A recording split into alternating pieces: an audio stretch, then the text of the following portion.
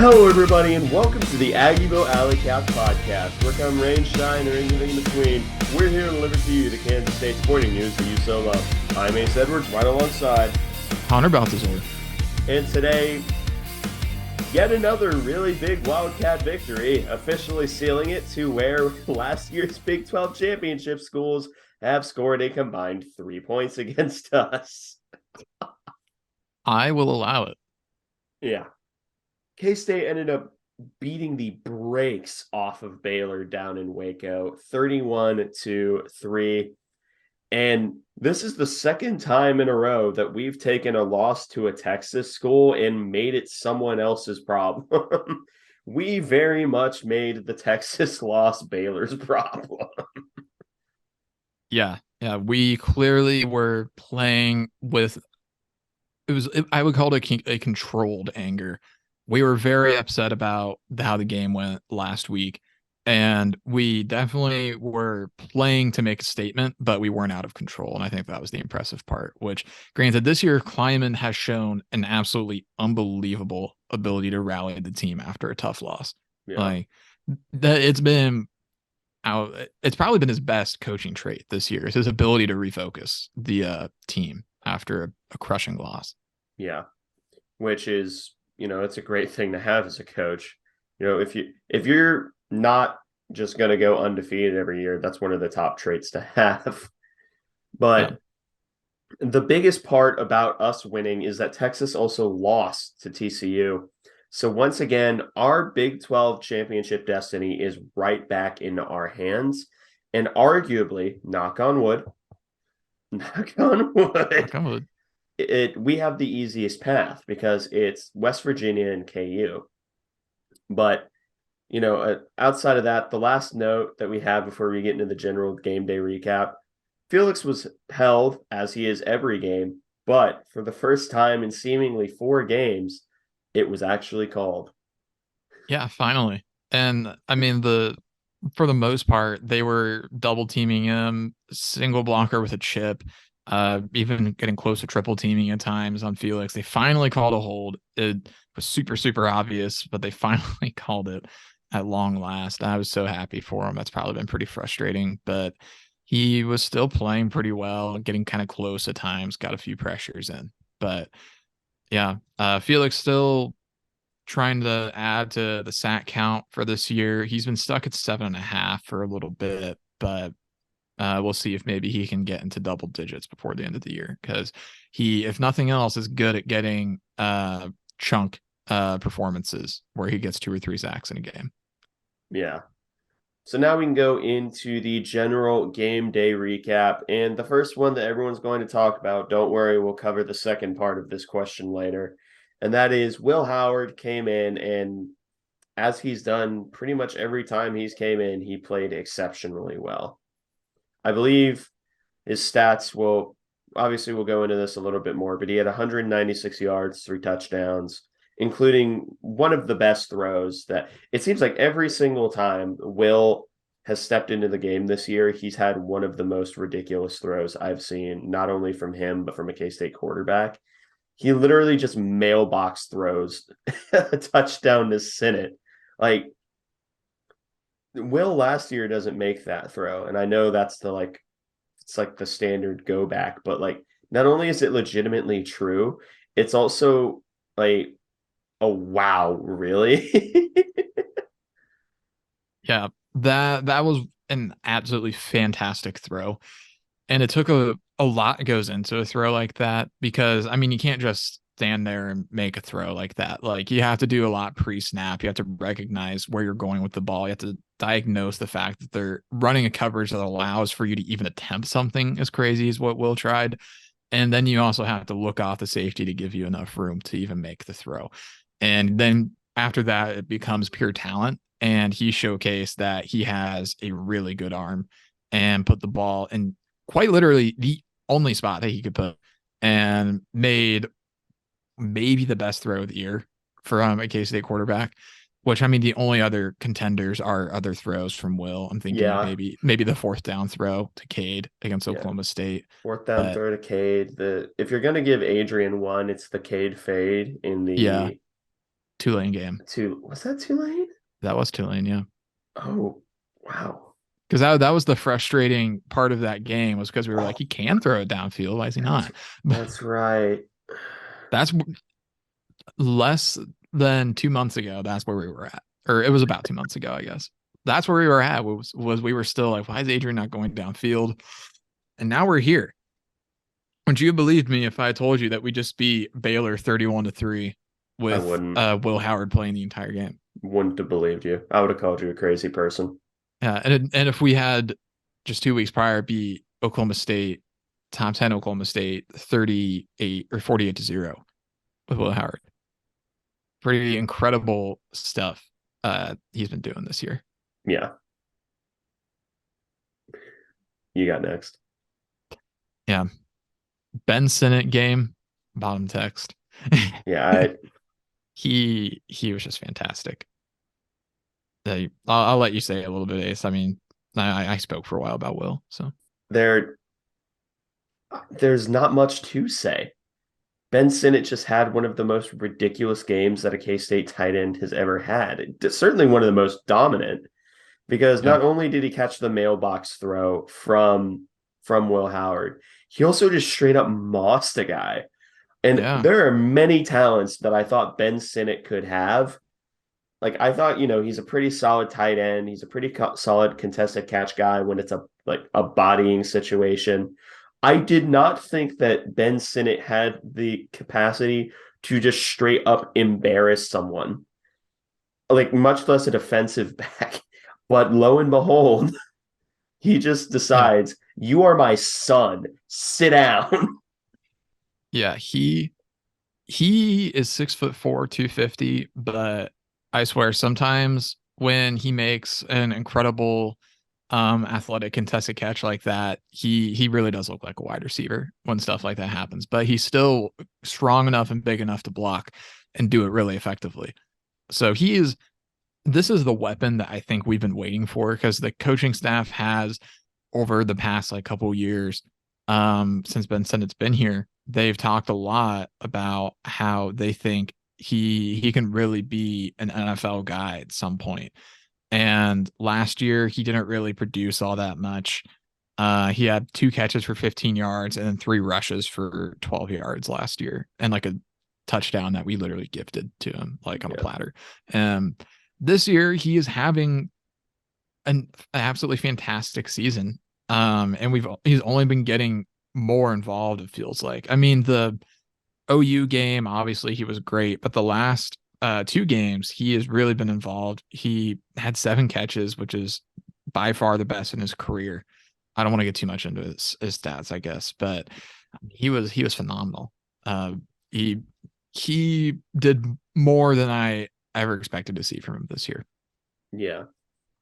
The last two are just kind of one sentence. The defense was awesome. Who would have guessed we only gave up 3 points? And there wasn't a single group that did poorly. Again, you look at the score and that makes sense. So now we're going to go into individual stats. I believed I covered defense last week, so I can take offense this week. In terms of passing, Will Howard led the team in passing. He was 19 for 27, 196 yards of the air, 3 touchdowns with a long of 23. I believe his PFF had him at what was it, an 86.3 adjusted completion percentage.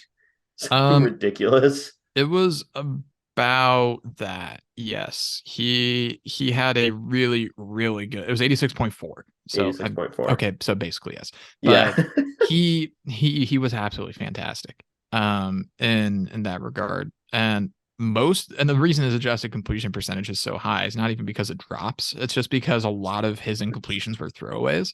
Yep. Like he didn't really have many just misses. Like he was throwing an accurate catchable ball most of the time, like 8.5 times out of 10. Yep. He was throwing a catchable ball. Ridiculous. Then Adrian, before he got hurt, he was 7 of 8, 25 yards, only got sacked once. Rushing yards, Deuce Vaughn went for 25 for 106, long of 18, no touchdowns. DJ Giddens was 13 for 58, 1 touchdown. Someone reminded him that he was good, and he just bullied people. Yeah, later down the stretch in that game, it almost seemed like he like flipped a switch late, and it's like Brian Anderson just had to like pull him aside and be like, DJ, you're bigger and faster and stronger than like everybody, right? And he was like, oh, okay. Oh, And okay. he And just then went he and ran over executed. somebody.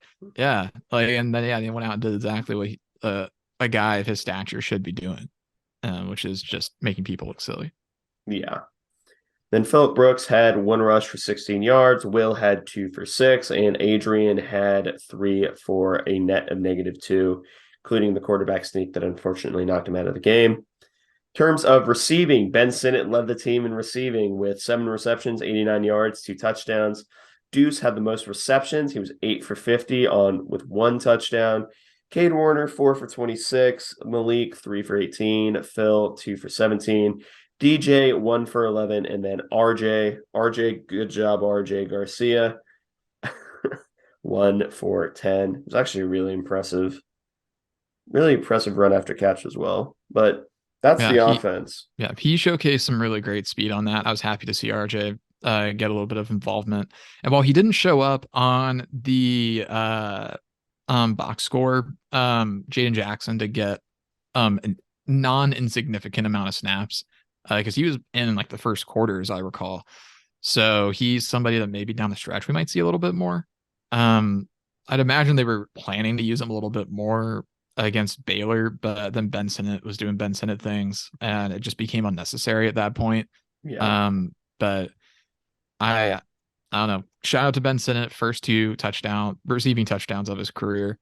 Putting him well over 200 yards now, 271 on the season. Far, far, far and away his best year catching the ball.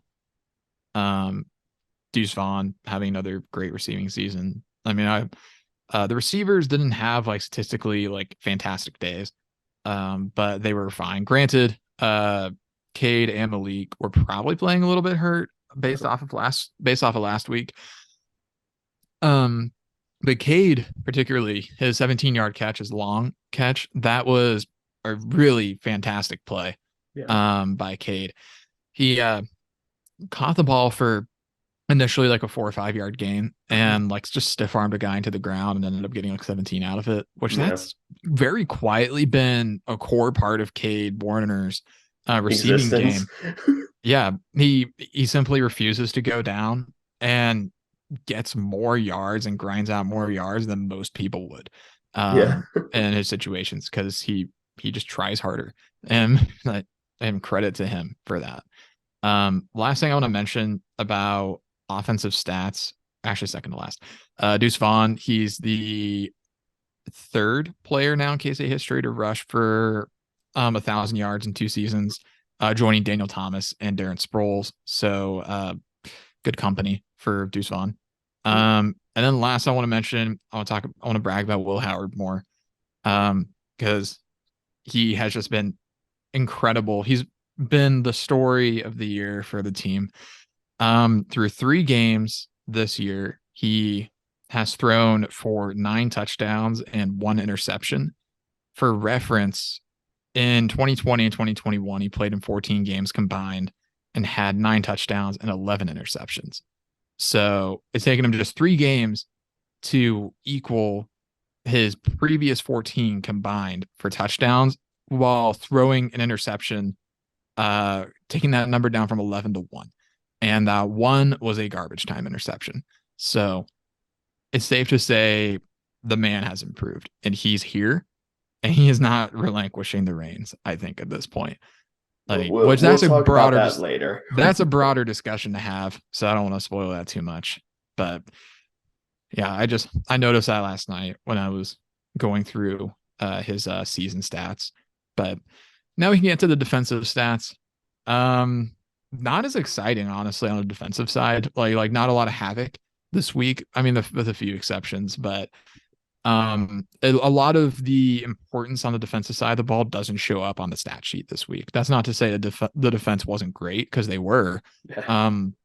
But Austin Moore, he finishes with 8 tackles, leading the way. Daniel Green gets 6 tackles, all of them solo. Fantastic. great day for Daniel Green. His best game of the year, probably, I'd say, at least in terms of his impact. Um, Josh Hayes, 5 tackles and then a pass breakup on a 4th down early in the game. And then Drake Cheatham, 5 tackles as well. And then an interception late where he kind of ran around for like 5 seconds, not really knowing what to do, and he just took a knee. It's a I think little he was killing awkward, but clock. I think he was killing clock. it was funny to watch him kill clock because there was like 5 minutes left in the game. it didn't really matter, but it was funny. Yeah. Kobe Savage had 3 tackles and an early interception off of a deflected ball.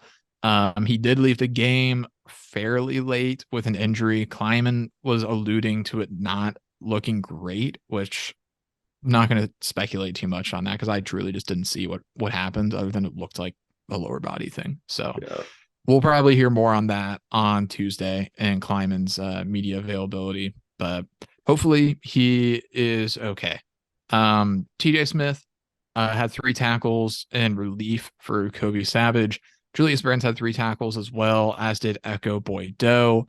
And Echo played pretty well, but he did get a little bit injured as well. He gave up probably the biggest pass play of the day for Baylor, but it required him being literally injured on the play. Yeah. Like he tried to come, pull a hammy yeah, like he was yeah, Brent's. yeah. He tried to like come off the field because he was hurt, but they didn't have enough time, so he just had to play the snap while injured. And it's like there's not much that he can do there. So I don't hold that against him. And also, his brother tweeted that he was going to be playing. So Echo, not an injury worry in the long term. We have it from his brother, who's apparently a doctor. So doubly good source. So Khalid Duke had 2 tackles and a tackle for loss. Actually, the only TFL of the day for the defense. Although they did have a few tackles like right at the line of scrimmage that were almost TFLs. They don't count, but it's worth mentioning. Nick Allen had 2 tackles. Eli Huggins had 2 tackles, a couple really good run stops. Sincere Mason, Jacob Parrish, and Thomas Helton all had tackles. Tom Helton, I believe, had one on special teams, as I recall. I think he was the one who had the really big tackle on kick coverage. Okay. Because he was originally a wide receiver, moved to linebacker. Because that was excellent kick coverage from K-State on that play. So kudos to Tom Helton, who I think it was. I might be giving kudos to the wrong guy here, but I'm imagining it was him. Yeah. Brendan Mott had 1 tackle and then a pretty key pass breakup where he just kind of got his arm up and was able to just break up a pass while he was getting pressure on Blake Shapen.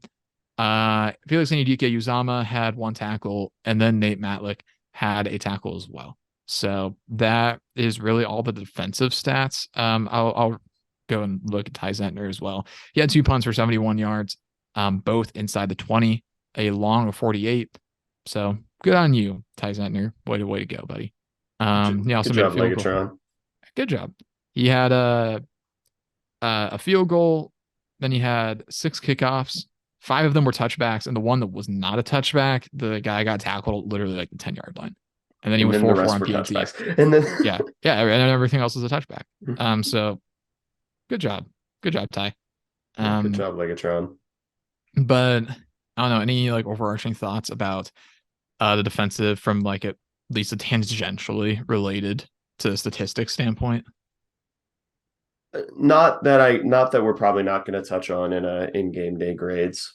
So fair enough. Speaking of, that's the next segment, which is the game day grade segment, where we go through every single position, including coordinators, give them a grade from F to A plus. F meaning they nearly single-handedly lost us the game, and A plus meaning they nearly single-handedly won us the game or had a near perfect performance. Let's start off with the quarterbacks, and this is the time of the year that every single time, well, I think every single time that we've done this with Will in, people could reasonably accuse us of bias. I think they're wrong, but there's no exception this week. Will Howard came in, played nearly perfect in relief.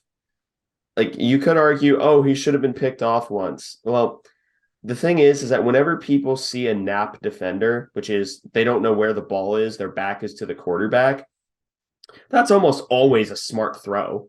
Like that shouldn't be considered a turnover worthy throw because if the defender doesn't know where the ball is, they can't exactly pick it off. Now, can they? So that's a throw that like I know people complained about, but it was the same way with K. It's like, oh, that should have been picked off. No, he's called a nap defender. You don't know what you're talking about. But Are you, just to clarify, the that's wheel to deuce. the wheel deuce? Yep, that's what I Yeah. thought you're talking about. And he also didn't get a chance to step into it. So Yeah, there was pressure coming on that play, so I don't hold that one against him. And I feel like at that point you're getting picky, which I A mean honestly plus. at that point you kind of have to get picky Yeah. honestly with Will's performance. So if you're going to criticize anything, I guess it has to be the like little stuff. Because I mean like broad strokes he was fantastic. So Yeah. I gave him an A plus. yeah, spoiler alert, I did too. He was really really good. Um, and yeah, like it's fair to like look at us and say we're biased, honestly, because we have been Will Howard champions for the entirety of this podcast. Um, so if you want to like call us biased, like I simply can't stop you. I would say though that objectively he is having a fantastic season. Um, and we'll talk about it later, I guess. But I mean, 9 touchdowns to 1 pick. His QB rating 167.8 on the year. I know QB rating's like kind of a not particularly fantastic stat, but I mean, Will PFF had a 77 grade, 77.1 pass, actually had a positive rushing play as well.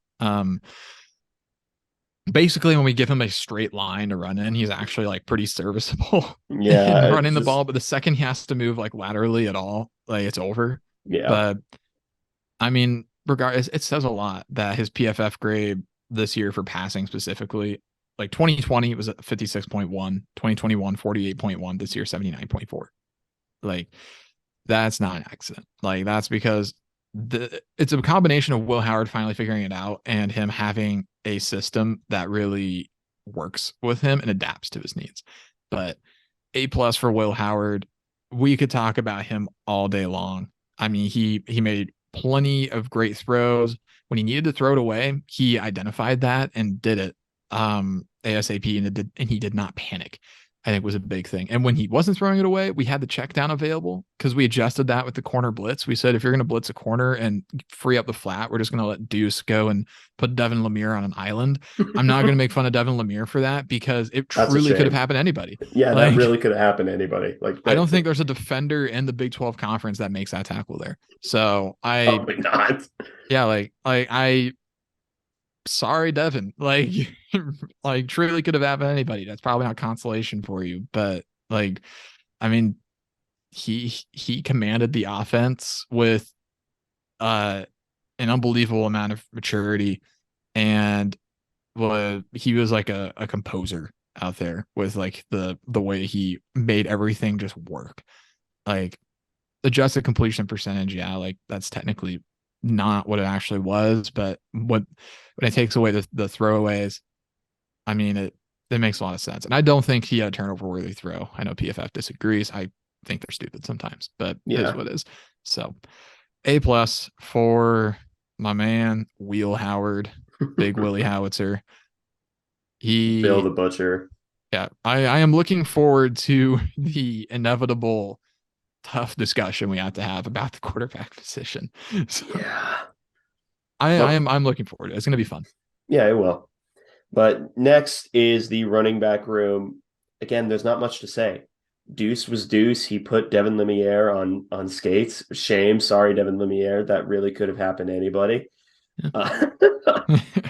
Uh, but DJ even had an excellent game himself. Like I didn't was it last week that you and I said is like DJ needs to be reminded that he's good, and then once he figures that out, he'll be great. And lo and behold, Yeah. Yeah. He had his most carries on the year, most yards on the year, had another touchdown as well. Had a reception on a very smooth play. I remember that play specifically. Ultimately didn't amount to a ton. It was like an 11-yard catch, but it was a really good throw and a really confident route by DJ. And that's a back that we haven't really seen catch the ball much. So it was good to see that. yeah, A plus for the running backs, by the way. Yeah, same for me. A plus. Deuce Vaughn was great. And he ran the ball very well. Could have been a little more efficient, but I'm not gonna complain about that. I mean, he still had 100 yards on the day, had 8 catches for 50 yards. I mean, he touched the ball 33 times and had 156 yards and a touchdown. So I would be silly to complain about that. So I'm not going to. Deuce Vaughn had a really, really great day. DJ Giddens in relief. He played a lot more than we've seen, like Ace talked about. We could speculate about why that is. I don't particularly care because he looked really good. He spelled Deuce. I think that's what we should be doing with DJ Giddens. I like the amount of touches he got because it proved that Deuce Vaughn can get like the lion's share of the offensive carries and offensive touches while still getting DJ Giddens double digit touches. So granted that required running almost 80 plays, Yeah. which we won't do every game, but I really, really liked that we made a concerted effort to get DJ Giddens the ball more. And this puts him at 300 yards on the season, averaging 5.7 a carry. And again, his statistics were fine this game. I mean, for backup running back standards, they were pretty good. But 4.5 yards a carry, solid. And especially the last drive. It feels like DJ Giddens really has been impressive on game sealing drives. Like Iowa State, I think about, and then this game as well. Just putting away the game, I feel like he's been really good. So A+ again for the running backs. Yeah. Next room is the wide receiver room. I ended up giving them an A- because they did well enough. You could argue that they could have separated a little bit better, especially in those plays where Will was scrambling around hoping for someone to get open and then threw it away. But there are two reasons I ended up giving them an A-. The touches that they did get were genuinely meaningful, especially the Cade Warner catch. And also, no one else got below an A this week. And I get sentimental when it's only one group that would bring down the grades. So you can That's take fair. a guess at which one was more impactful there. I'm not going to tell you. Maybe you can read between the lines, but yeah, A-. Yeah, I think in the past I've actually bumped them to get all A's for the groups, but I didn't today. I gave them a B, and that's not even because they were particularly bad. It's just because they didn't really do a lot because not a lot was asked of them. I mean, receiving wise, we had a great day throwing the ball, but that was because Ben Sinnott and Deuce Vaughn were really, really good. Running the ball, we did well, but only one receiver carry, which granted was a good carry, is to Phillip Brooks on a jet sweep. But I give them a B. They didn't have any drops. They didn't have any like fantastic plays, save for the Cade Warner stiff arm run around and do good things play. Um, and that was really good. Malik only had 3 catches for 18 yards, so he was fine. Phillip Brooks, he had a pretty nice, I think like a third down catch at one point where he like really had to reach for it. That was pretty good. Then RJ had a nice catch late. Which so they had a solid day, but it wasn't an incredible day or anything. They didn't really do anything wrong. It was just they could have done more right. But even still, I wouldn't have really changed the game plan like to get them more involved. That would have been it wouldn't have been necessary. So yeah, they get a B this week, but there's not much that they really could have realistically done to get a better grade. Yeah. Next up is tight ends, fullbacks, and we call this the Ben Sinnott game. They get an A+. We already went over why. Yeah, this is an obvious A+. Ben Sinnott, 2 touchdowns. I mean, come on. Like one of the touchdowns was Will Howard being great. The other one was a combination of Will Howard and Ben Sinnott being great. I mean, Ben going up and making a great catch in the only place that the ball could have been placed where, I mean, I will put that in a spot that only Ben can make that catch. And that was fantastic. And I've said fantastic a lot this episode, but I mean, um it fits. it fits though. Like Ben Sinnott carrying the day for the tight ends fullbacks. Sammy Wheeler didn't really do a whole lot, didn't really need to. So I'm not gonna complain at all about that. But Ben Sinnott, have a day. Yeah. Next up is the offensive line, who ended up only giving up one single sack, and against a defensive line that I thought was quite stout. Especially, I was worried about Siaki Ika, and I will hear no arguments that I shouldn't have been. I will hear no arguments that I shouldn't have been. But all things considered, we played against him very, very well. We weren't giving up much instant pressure, and even when there was pressure, Will was able to escape it because there was always at least one escape route. And that's one of the biggest things to measure an offensive line by is their ability to have one point of failure without the entire line collapsing at once. Because if you have one point of failure per play, the quarterback pretty easily most of the time can avoid it, especially if it's a solid QB. But in the running game, they were pretty good, pretty solid all around. I ended up giving them another A plus just because of how consistent they were, and also the fact that I'm not going to lie to you, I thought they were going to get washed by Siaki Ika, and they didn't. So Yeah, that's fair. They had like maybe one play where Ika like really blew them up, but I think we all knew that was going to happen. At least like a play where he blew them up and it actually like mattered. But for the most part, they really did really well. Hadley Panzer, at least according to PFF, had a fantastic day. Pass blocking, Cooper Beebe was great in the run block. They gave up like 9 pressures and a few hurries, only one sack, like Ace said, and that was to Adrian Martinez. It was really early. They were really, really good. I mean, giving up only one sack, and them having the day that we had offensively, yeah, they get an A. yeah. So next up is the defensive line room, and I we only had one TFL, and the thing that I took away from the defensive line room is that they were assignment sound in the running game, which is likely all they were asked to be. But at the exact same time, I wanted them to get pressure a lot more because there were times that Blake Shapen was just sort of being chilling in the pocket.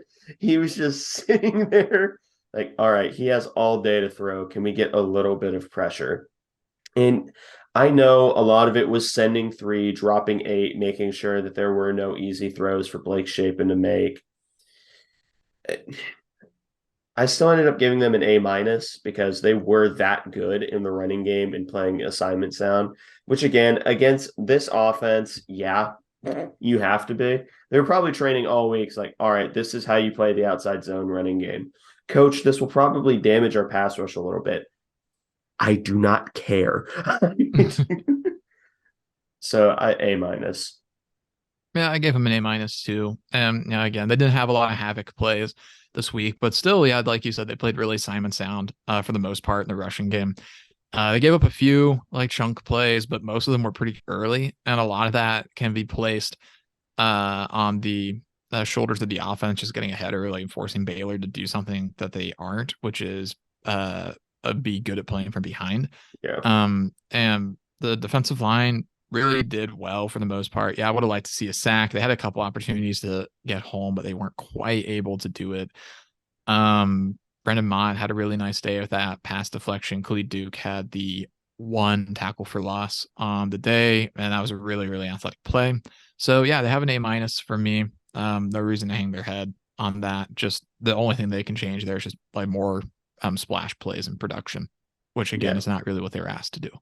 No, not this week. Next up were the linebackers, and this was again, it was another group that played ridiculously assignment sound football. And against this defense, they weren't really ever going to have those ridiculously splash plays. At the exact same time, the linebackers seemingly were always there when we needed them to be, and for that, I ended up giving them an A plus, just because they were that consistent force to the defensive line, stayed in their gaps and made sure that no one got up to them, and the linebackers were always there to clean up. Yeah, linebackers. I mean, Daniel Green was a enforcer, and what looked like his healthiest game in a while, at least based on how he played. He just looked a lot more comfortable. I really liked what we saw from Daniel Green. PFF didn't for some reason. But I don't really care because my Yeah. eyeballs told me otherwise. They can say whatever they want, and I'm sure there's valid reasons for it. But Daniel Green looked really good. I felt and getting to the run on a few occasions. Specifically, I remember he had like a pretty big hit on the second or third down and short-ish. Um, he was really good and looked really comfortable, really energetic. Jake Clifton played 12 snaps and was good as well. Austin Moore, in particular, had at least one really impactful open field tackle of Blake Shapen. Granted, Blake Shapen is not the most athletic guy in the world, No. but it is always hard to make open field tackles when you're the only guy out on an island and the offensive player has all the leverage. So, really, really good play from Austin Moore, which at this point we're well used to it. I give him an A plus. Yeah. Next up are the defensive backs, and I'm not going to put Echo. You shouldn't have been hurt. Why did you give up that long? No, they get an A plus. Kobe Savage before he got hurt was excellent. Drake Cheatham got his first interception on the year. Finally, I Jake Cheatham has not played poorly. In fact, he's played quite well, but he has the defensive back problem of the one snap that he gets thrown at, he looks really bad, but that's every defensive back. But Drake Cheatham got his first pick on the year. Julius Brents, again, erased one half of the field every single time he was in. Jacob Parrish, once again, came in to make me look like an idiot because, of course, he did. But the defensive backs all around were amazing. If you wanted to nitpick a little bit, you could say TJ Smith in relief for Kobe Savage still isn't that great in coverage. TJ is what he is at this point, and I'm not going to hold that against the entire team. They get an A plus. Yeah, I gave him an A plus too. I'm holding Baylor to almost under 200 yards passing. It was 203 on 38 attempts. At that. Really impressive stuff. And really only had one series where they were getting gashed in the pass game. And one of those plays was because Echo was injured. So he just wasn't able to get off the field in time for a sub. So I don't hold that against them at all. They were really, really good. And played the level of game that we expect from them. And they also tackled pretty well too. Julius Brents had some nice tackles. TJ Smith again, while he does have limitations in coverage, he's a really good tackler. Jacob Parrish continues to be impressive as a true freshman. I've been very happy with how the defensive back room performed against Baylor, so an A plus. Yeah. Next up is Colin Klein, and once again, Colin Klein answers the bell as a first-year offensive coordinator. And even putting that qualifier on it, I feel like is a disservice for this game in particular, because like this is an A plus game. Like this game could have been coached by someone who's been the offensive coordinator at K-State for the past like 6 or 7 years. It still would have been an A plus performance. Like there's something about this is going to step on the toes of a point later. But there's something about the offense when Colin Klein calls it for one quarterback over the other that it just seems to click more. I wonder what he's getting. Anyway, I don't know what I'm getting at either. I just say words sometimes. you really just be saying things and then words come out. Yeah. Were you done? Yeah, I was done. Okay. Yeah, I give Colin Klein A plus as well. He called an excellent game. His calls with Will Howard in the game, he's clearly more creative. It feels like at times. And I really, really liked what he was doing. And the saddest part is I think maybe his best time play call didn't amount to anything, which was a fake QB power play action. And I think he had a guy. Yeah, he had a guy, but the pressure got there just a little too quick. And so he had to throw it away. And I was so sad when that happened. I was like, oh, yes, I love when Colin Klein's been pulling out the counter punches the last few games, and I have really appreciated that. Yeah. You feel And like he was with the wrong dude for the QB power counter punches, though. yeah. But I loved that play call. I loved his adjustment to the heavy dose of cornerback blitz from Baylor. I it was probably the second most cornerback blitz I've seen since the Dolphins against Lamar Jackson. And they and he adjusted and just said, all right, if you're gonna do that, we're just gonna throw to where you left. And Yeah. I'll just get it to Deuce in the flat and let him do Deuce things. Colin Klein was excellent. A+ for me. Yep. Next up is the Clanny man. Defense gave up 3 points. A+. Yeah, that's simple as that. A+ for the defense. Joe Klanderman, he had a fantastic day. Also, maybe the best fourth down team in the conference, 0-3 in this game. Yep. Granted, one of those was just a really bad decision by Dave Aranda to go for it on like his own 20. But you know what? Klanderman just calls like what he can with the play in front of him.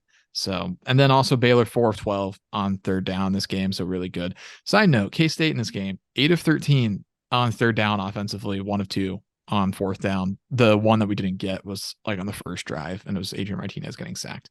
So Yeah.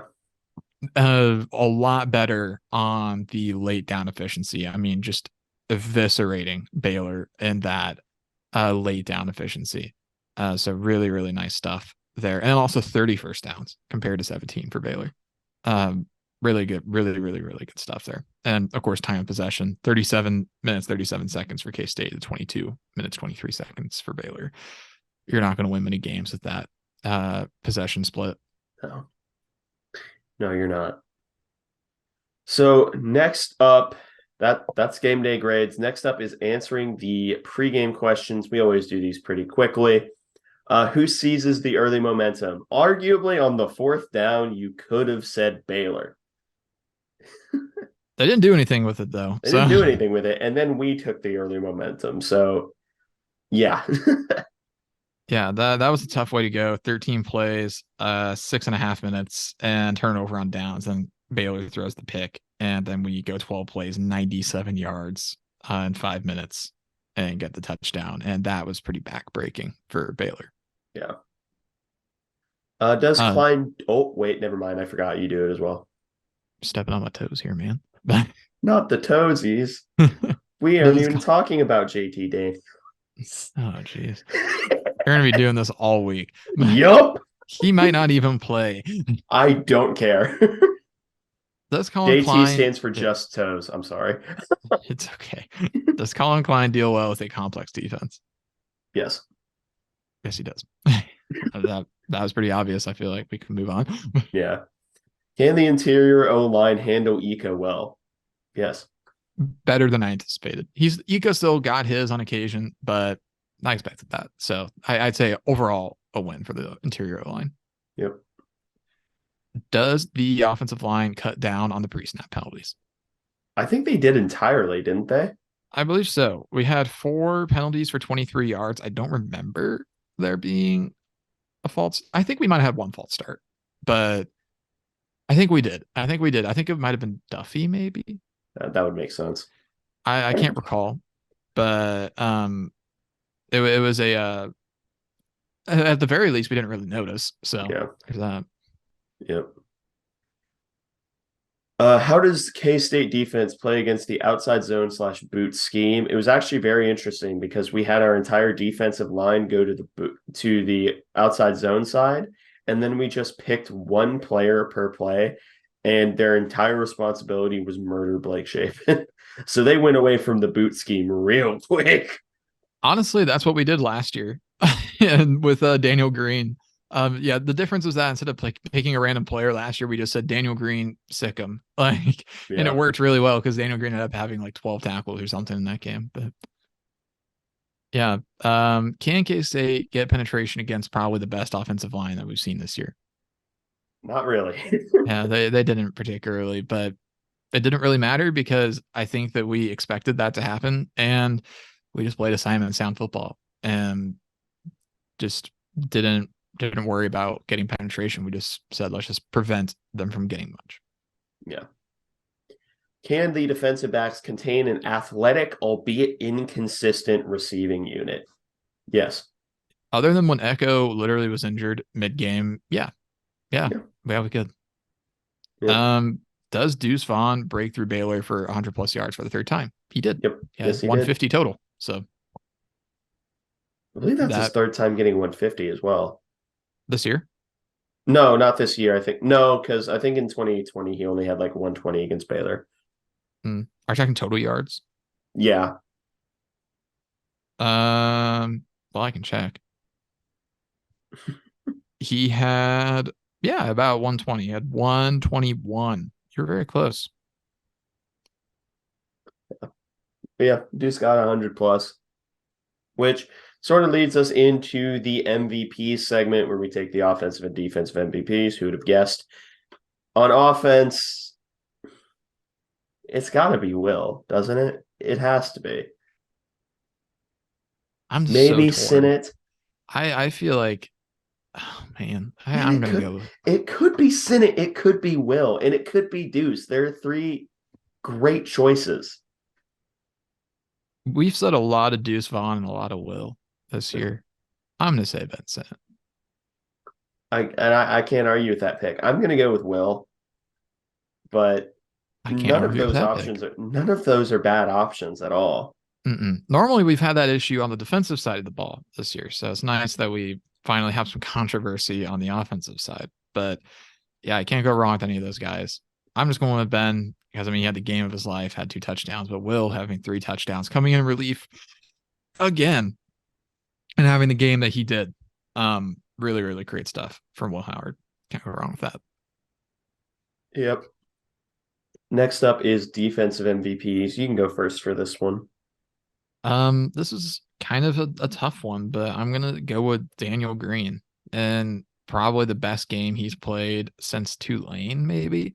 And he was really good. He looked healthy. And I loved what we saw from him. He was extremely aggressive and trying to take people's heads off. So I got to roll with Daniel Green here for defensive MVP. I'm going to roll with Austin Moore, just leading the team in tackles. Fair enough. Can't go wrong with that. Yeah. Now, finally, the takeaways. Well, let's start with the first one. This is easy. We're in control of our own destiny again. We went out, we go to Arlington. And like we said earlier, we arguably have the easiest path because I believe Texas plays KU and then Baylor. Baylor plays Texas and then They play TCU. oh yeah, they play TCU this week and then Texas. Yeah, so Baylor's not making it. Yeah, Baylor. Thanks for playing. Could have happened to anybody. Truly, I mean that. But they will be trying their best. Yeah, and I think Oklahoma State, I think they're technically still in it. It would require us to completely collapse, but it would require both us and Texas to completely collapse for them to get in, which I don't think will happen. So we have the simplest path in that it is win out and we're in. Yeah. And that's a great feeling. Yeah, and we can drop our game next week if KU wins this upcoming week, which I'd rather we just went out. Yeah, honestly. I'd rather we went out. Like that is a much simpler path than having to rely on others. Especially because the main thing we needed to happen already happened. So it's very simple from this point. Win 2 games and you are in, which is nice. I'd rather we had never lost control of our destiny, but we are in a much better spot right now than we were a week ago.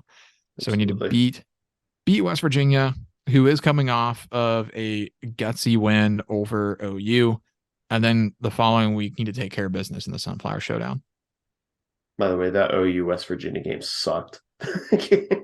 Yeah, I was paying attention, kind of, and I was like, wow, this game is not very fun. Garrett Green just kind of running like a chicken with his head cut off was an interesting watch at best. Yeah. and that's not generous. But Yeah. All right. Elephant in the room. Time to talk about it. all right, William Howard, he has to be the guy, I think.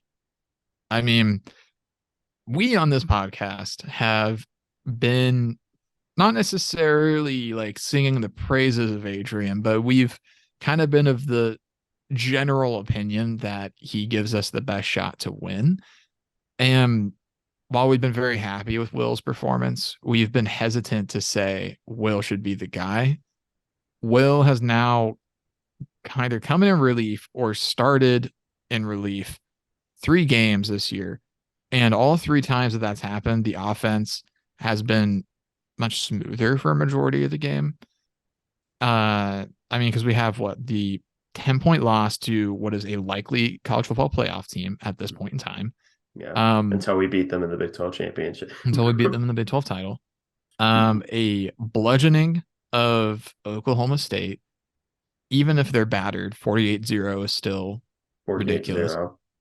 And then a bludgeoning of a fully healthy, a fully armed and operational Baylor squad. So, I mean, I think at this point, and it really, really sucks because I don't want to take the keys from Adrian because I wanted this to be Adrian's redemption story, but at the end of the day, we're kind of getting 2 different redemption stories because Adrian kind of has had his. He had the OU game and proved that he belonged. And now Will's kind of going through his and is re-winning the fan base, and he's the future, the position for next year. I mean, at this point, next year is his job to lose.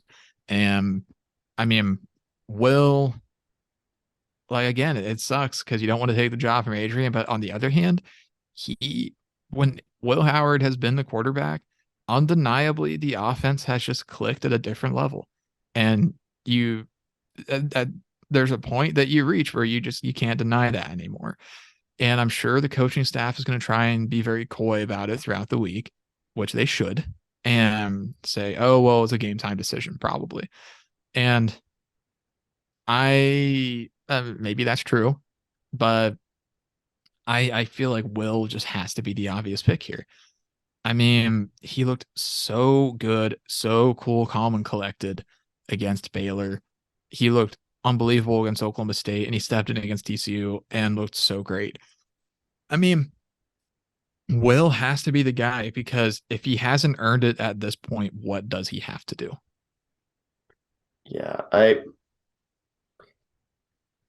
it we've always loved Will Howard on this show.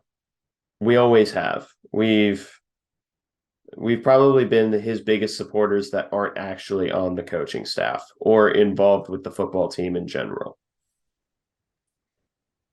That being said, this doesn't make it any easier to, because in a way there is a degree of sentimentality to it. Because we've gone through this entire year. Okay, this is Adrian's team. This is Adrian's team. We have to get behind Adrian Martinez. We have to give our emotional energy to Adrian Martinez. And he's largely been worth it. Like, this is not a situation where Adrian Martinez has played poorly. That would make this decision infinitely easier. Adrian Martinez has actually played quite well throughout the entirety of this season, except for, the first non-conference games, which that'll be an anomaly to talk about way down the line. But I think that by almost every objective measurement and nearly every subjective measurement, Will Howard almost has to be the guy to operate this offense for the rest of the year. I know he wants to save his red shirt. I know that is something that Will himself has wanted to do. I also think Will understands. I think that Will is first and foremost a team player, because if he wasn't, he wouldn't be here right now. If he wasn't a team player, he wouldn't have ever agreed to sit behind Adrian, especially after getting starting experience. But I feel for Adrian. I think that Will is objectively the better choice to start at quarterback for the rest of the year, because everything on the offense, and I do mean just about everything, except for maybe the quarterback running game, seems to work better and more fluently with Will under center. Yeah. And something unquantifiable is that we get luckier with Will under center. Like there are times that, I sometimes it's better to be lucky than good. That's how Stetson Bennett's had a career. That's how Stetson Bennett and arguably Tom Brady have had a career. They both had careers of being, it's better to be lucky than it is to be good. And Will, after not getting any breaks his first 2 years, has recently come across a streak where he not only he's playing well, he's playing confidently, he's getting those, coin flip breaks. He's finding those nap defenders that somehow would have gained a psychic ability in 2020 to turn around and catch the ball. I Will has to be the guy going forward. And if he is announced to not be, I feel like it is the wrong decision. I will still support whoever starts at quarterback because that's the last thing that this fan base needs is to attack whoever the starting quarterback is. But Will almost has to be the guy going forward. Yeah. I really don't think that there's a logical reason to not make Will the starter at this point. And I'm glad you brought up the red shirt thing because the staff wants it, Will wants it, but I don't think that's something that you can worry about at this point. I mean, I he gives K-State the best shot possible to not just win, but convincingly win the last 2 games of this season. And I hope we convincingly win because I want us to dominate these last 2 games and not just squeak by, make it to Arlington and just be happy to be there. I want us to dominate and build momentum heading into the Big 12 title game. And I think Will gives K-State and the offense the best chance of doing that, even if that means maybe using Adrian Martinez situationally. I mean, he's obviously the better runner, but can still throw. So I mean, like maybe there's a reality where Adrian comes in and plays like a snap or two or something. I don't Yeah, want it's to like like, a Wildcat QB. yeah, I don't want to delve into the weeds on that and start a whole nother controversy from the one we're already talking about. I don't have the energy for that right now. But No. I I am firmly of the belief that at this point the red shirt for Will is just probably not happening. And which is a shame. That's an absolute shame. It could have It could happened to happen to anybody. anybody. But Will he he is too good to redshirt, I think. I don't think that you can afford to redshirt Will. And yeah, he'll be a senior next year, which is crazy to say. Will Howard is going to be a senior next year. He will have a COVID year and a redshirt year available, but I mean, he's going to be a senior next year when Avery Johnson is waiting in the wings, and we need Will Howard to teach Avery Johnson the playbook in the same way that he got Adrian up to speed this year. I mean, Will Howard is so important for this team in more ways than just his performance on the field, his intelligence and his leadership, and everything about him is so vital to the success of this team. And I think he is. I wouldn't call this Adrian Martinez losing the job. Will Howard has 100% earned the job, I'd say at this point. Like, this is not like a diss on Adrian. I mean, this is truly Will Howard has 100% fully earned the starting job for K-State for the rest of the season. And I can't think of somebody that deserves it more than he does because he had, like you said, he could have left after his true freshman season when the whole fan base was against him, after 2021 when people just like laughed off the possibility of him ever being good. And now he's leading this team to offensive highs that we haven't seen for a little while. I mean, I guess the LSU bowl game last year, but beyond that, I mean, Will Howard has made this offense click in a way that we haven't seen for a bit. Is he is making this offense look better aesthetically, perform better statistically. and just generally be more efficient. And he is the kind of the driver behind that because his decision making and the way he sees the field and his processing has taken cosmic leaps this past season, as well as him getting into a much more friendly system for his talents. So Yeah, he that's another 45-minute discussion. that is a whole off-season episode right there. And so we're not going to even touch Ace. You could probably do that by yourself, honestly. And, I mean, I don't know. I've been monologuing about Will for a little while here, so I'll let you get your piece in. Like I said, there's no one who deserves it more. Like you said, there's no one who deserves it more. It's just unfortunate that, for someone unfortunately has to lose. And it's not a loss because you were bad. It's not a loss because Adrian's a bad quarterback. And there are people out there who are saying like, "Oh, if Will starts the entire year, we have a perfect season." No, I disagree. Yeah, no. I Mm-mm. will say I do think we beat Tulane. I think Texas becomes a coin flip, and then I don't think we beat OU. I think we beat. I don't know if we beat TCU. Maybe. Um, I don't think we beat OU. No, we don't beat With OU. Will, And I unless we don't just think have. I don't think Will gives us a better chance against Texas.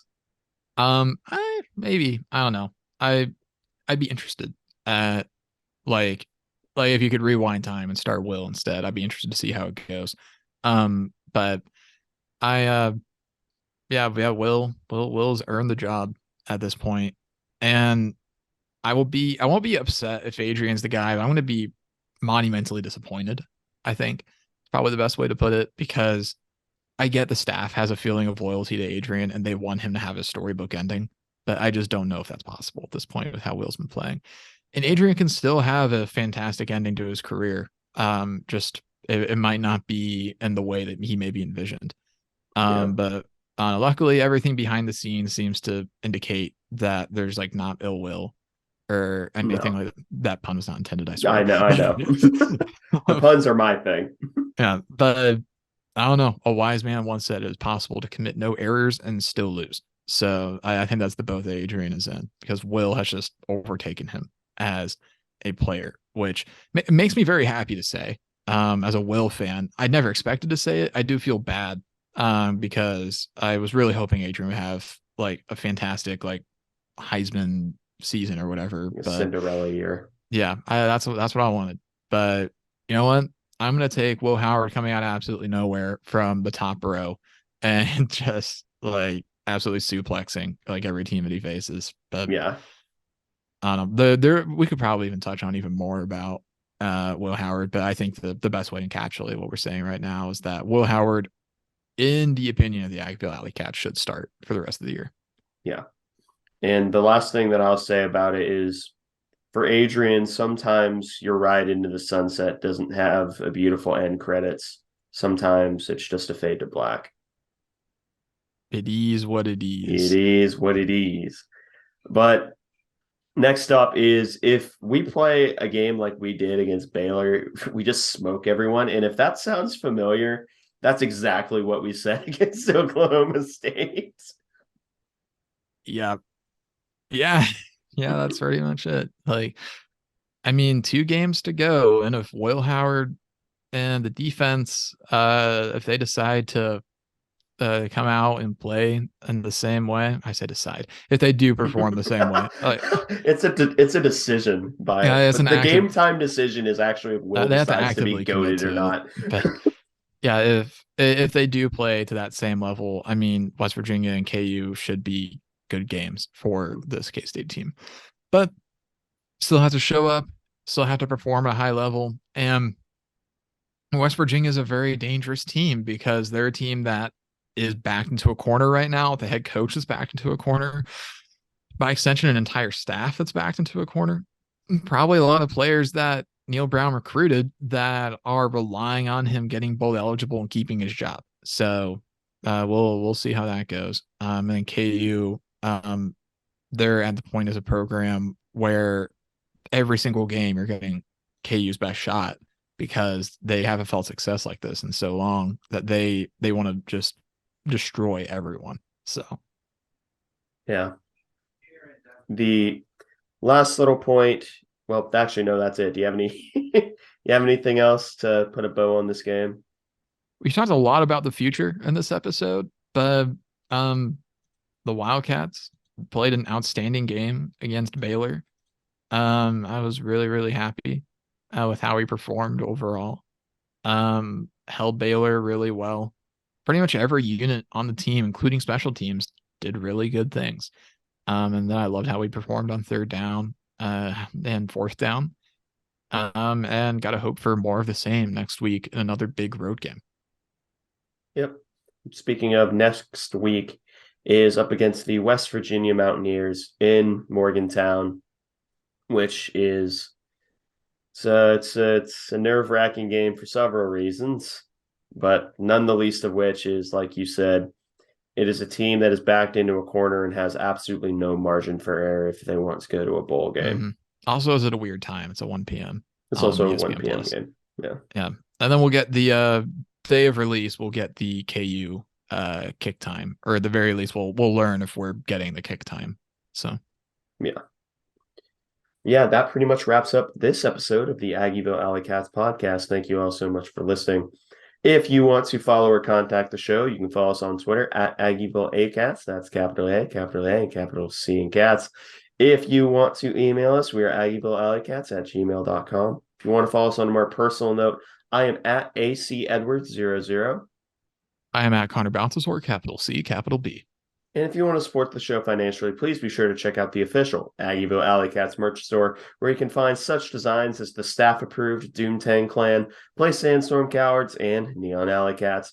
But most importantly, thank you all for listening to this episode of the Aggieville Alleycats podcast, where come rain, shine, or anything in between, we're here to deliver to you the Kansas State sporting news that you so love. Stay safe, Alleycats.